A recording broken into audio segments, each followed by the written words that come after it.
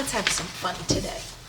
I've got my America's Best recipes from America's Test Kitchen, and you could see this is one of my well-used references. I'm going to be making a carrot cake today. Perhaps you can see the recipe.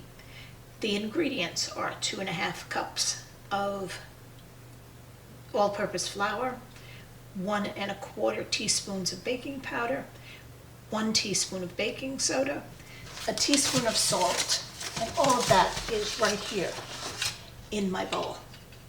I'm going to add to that the salt, the baking powder, baking soda, and the rind of a lemon, as well as all of the spices. That I really like a carrot cake to be like a spice cake. So the things that I've put in are a 1¼ teaspoon of ground cinnamon, 1/2 teaspoon of grated nutmeg, 1/8 teaspoon of cloves, 1/8 teaspoon of cardamom, and a tiny bit of extra salt that I put in here. Now I'm going to mix that with the flour mixture. I'm going to give it a quick whisk around, and then I'm going to set it aside and show you what we do with the carrots. We're going to be using a whole pound of carrots for this recipe. Now I'm going to set this aside. Look at these gorgeous carrots. This comes to slightly more than a pound, but they're pretty regular in diameter. And this recipe is really a low impact as far as work, because we're going to be using our food processor to do all the heavy lifting. And I'm really surprised at how good the texture of this cake comes out with just the food processor as the shredder for our carrots, so that takes away all of that extra work. And it also makes the shredded carrots even. We'll wipe out the bowl of the food processor when we're finished shredding the carrots, and then we'll do all the beating of the actual batter in this magical kitchen tool. So let me get peeling, and I'll show you how they go through the food processor to get shredded.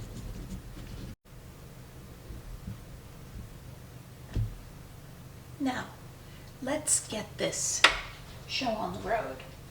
I have 7 carrots that I've trimmed, and you can see them back here. I'm going to put them into the chute of the food processor.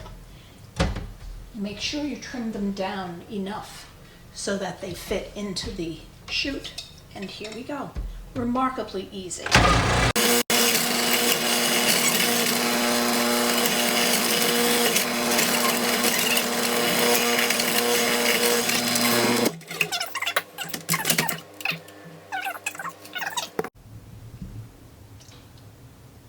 Now I've wiped out the container of the food processor, and we're going to be processing 4 eggs and the sugars.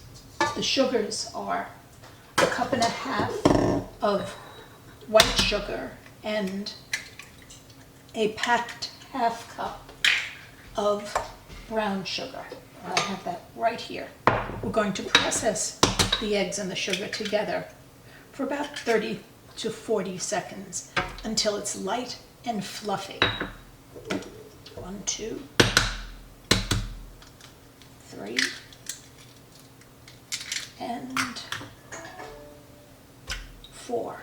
It's usually a good idea to crack your eggs into a separate little pot like this one, just in case some eggshell falls in, or in case the egg is unusable, which does sometimes happen. I'm going to put the top on, and then I'm going to start processing, pouring the sugar down the chute. There we go.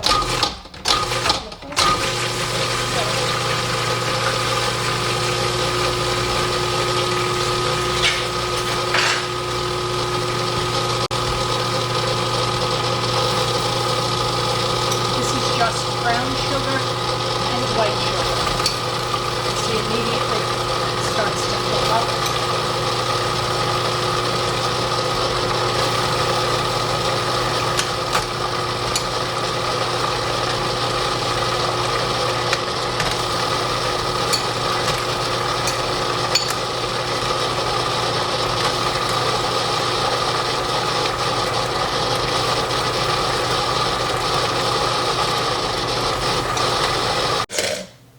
handwork comes. And this is pretty much all the mixing that we need to do.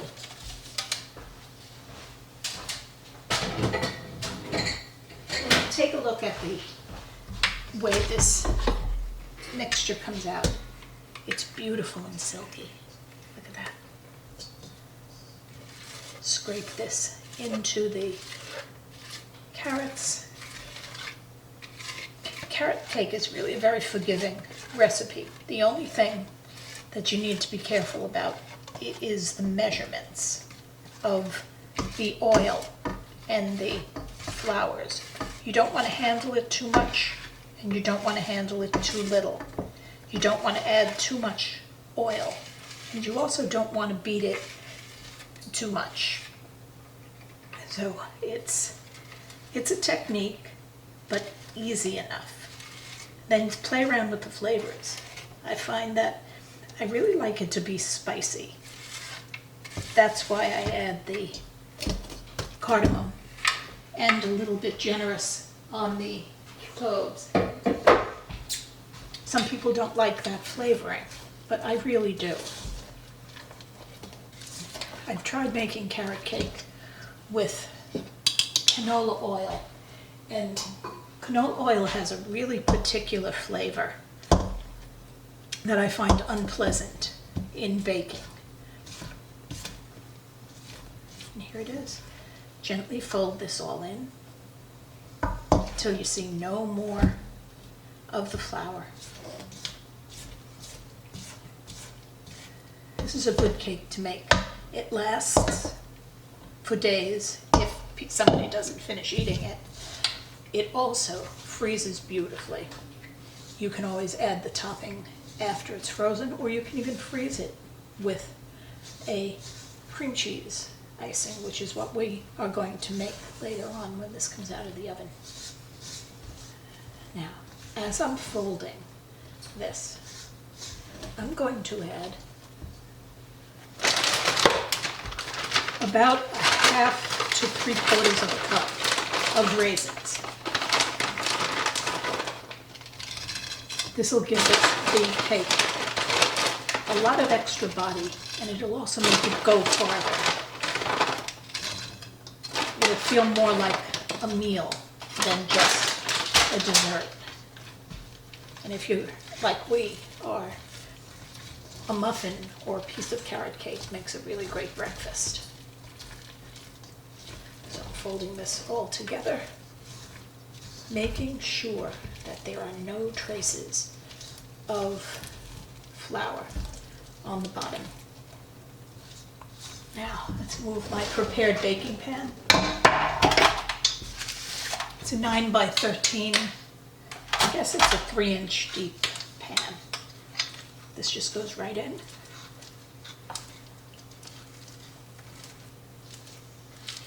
Get all of this.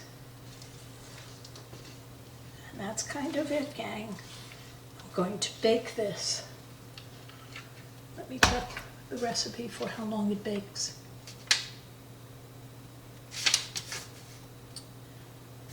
It says 35 to 40 minutes. That doesn't sound like enough. 35 to 40 minutes at 350. Well, we'll check it. We'll make sure the knife comes out clean.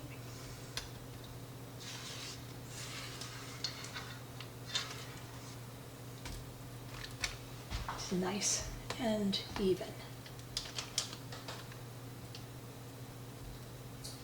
All right, let me put this in the oven, and we'll check it after 40 minutes. Now, here is the carrot cake. It was in the oven about 45 minutes, and then I shut the oven off and let it rest for 15 additional minutes. And you could see it's just starting to pull away from the pan. Now it has to sit in the pan for at least 2 hours until it's thoroughly cooled. Now while the carrot cake is cooling, let's make the topping. I have 5 pats of butter, 8 ounces of cream cheese, and a generous tablespoon of sour cream. put this in the food processor and give it a few good pulses, and then I'm going to run the machine for about 45 seconds.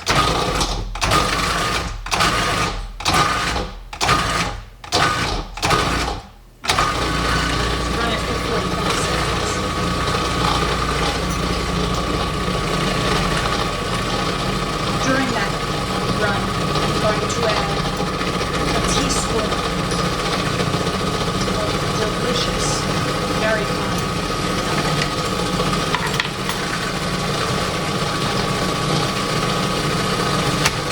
Now, let's scrape this down and you'll start to see the texture.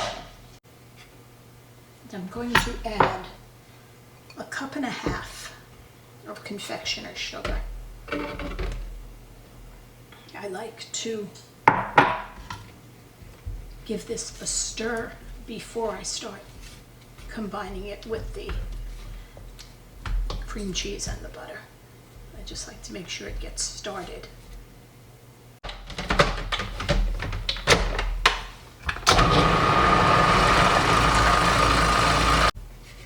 Look at it, it's silky from the sour cream. It's got a slightly vanilla-like color from the vanilla bean paste. I used vanilla bean paste. You could use any kind of vanilla flavor, or you could use citrus. So if you have a little bit of orange or lemon extract, that works. You could use just some more lemon rind, some lemon zest, any flavor that you like. There you go. I'm going to save this aside until the cake is thoroughly cool, which is one of the hardest things, to wait 2 hours before you put the frosting on. And here it is. It's been waiting for about an hour and a half, maybe 2 hours. Let's see if we could get the cream cheese icing on it. And then we'll have to wait till that settles in for a little bit before we cut it. This is really wonderful when it's so nice and fresh.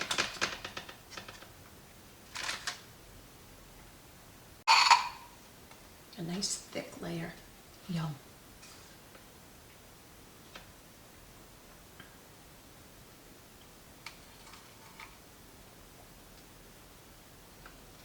It's going to be hard to wait to cut it until this all settles down, but wish I had a place to hide it.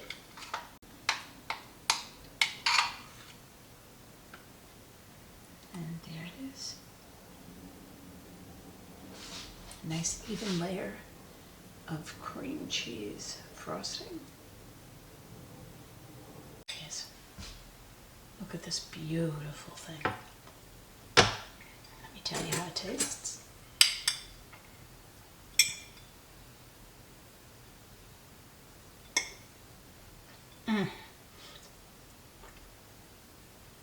Oh my.